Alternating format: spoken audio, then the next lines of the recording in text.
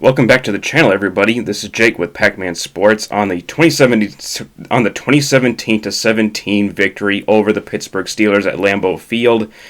This is not the most prettiest of wins, but it's a good win, in which this was really Randall Cobb's welcome back game, where this was just a really good performance by him, and it's nice to be able to see him come back to Lambeau and have a good performance like this. It was not a stellar performance by any of the quarterbacks, Ben Roethlisberger or Aaron Rodgers, but they did eclipse some milestones in each of their careers. Ben Roethlisberger getting 400 touchdown passes today. Congratulations to Ben on becoming in that elite club of 400 plus touchdown passers in NFL history, with Aaron Rodgers tying Dan Marino's touchdown passing with 420 total. That puts him at a tie for 6th of all time amongst all-time quarterbacks. So congratulations to Aaron. So I just wanted to be able to give that out really quickly. Otherwise, I really don't have that much to say about this game, other than it's just a very good win for the Green Bay Packers. Not pretty, but it's a good victory. And as for the Pittsburgh Steelers, they're starting out 1-3. Surprisingly, I thought they were going to be a little bit better than this coming out. I know that they have come off a really tough loss at home to the Cincinnati Bengals, who just took care of their business, and they were able to beat them somehow. Now I'd like to get off onto the stats, starting with the Pittsburgh Steelers stats. Ben Roethlisberger completed 26 of 40 passes, 232 yards, 1 touchdown, that one to Diontae Johnson, and the interception that he threw late in the game to Eric Stokes.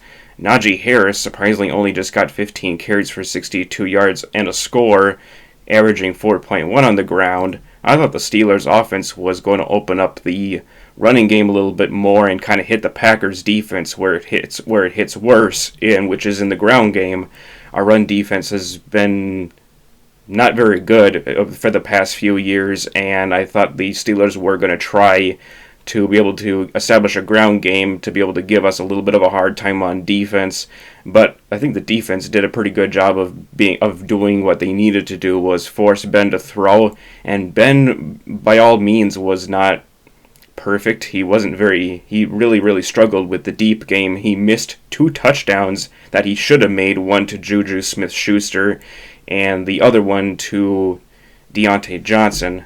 And here's the stat line for Diontae Johnson: 9 catches for 92, and the touchdown in the first quarter.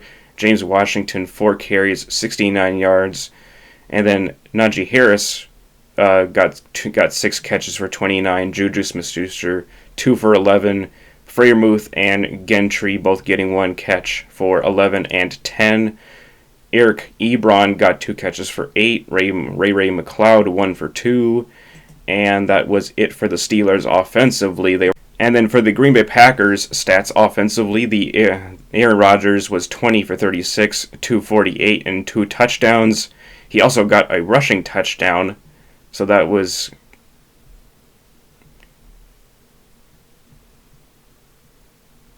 And for the running game, the carries were split 50-50 between Aaron Jones and A.J. Dillon. Aaron Jones kind of came into this game with a bad ankle, so it made some sense for the Packers to use A.J. a little bit more, because he wasn't 100%. A.J. was also not 100%. He was going into this game with a back injury, and he wound up getting 81 yards off the 15 carries, averaging 5.4. Aaron Jones only averaging 3.2 and getting 48 yards on the ground. So it was a pretty good day for the running game. It was pretty well established for the most part.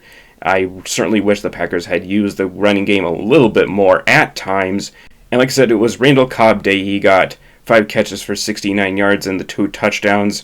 Devontae Adams, 6 catches for 64. Aaron Jones was able to be used up a little bit in the passing game. He got 3 catches for 51 yards.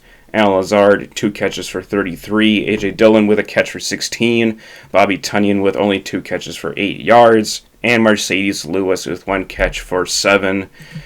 And that was how things were for the Packers offense. Defensively, the Packers forced a couple of turnovers. The interception by Eric Stokes at the end of the fourth quarter to seal the game. Rashawn Gary with a sack and Kingsley Keke with a sack fumble, and that was the second turnover that the Packers created in this game. And the turnovers really helped a lot in this game for the Packers defensively. So it was a pretty good complementary football game between the offense and the defense. Special teams is something that is a little bit of a concern of mine, especially when it comes to the field goal unit. You got to be able to protect that right side, and there was almost a blocked field goal from the 49ers game that was the 51-yard game winner. That was very close, and I think that Maurice Drayton and the special teams guys got to get together, and we got to be able to figure out how to seal that right side off. Otherwise, there could be some trouble with blocked extra points and blocked field goals. And I know that field goal that was initially blocked by the Pittsburgh Steelers, that was called back due to an offsides call that was very questionable. It kind of looked as if that the guys moved before the ball moved, or they were just lined up offsides. I don't know.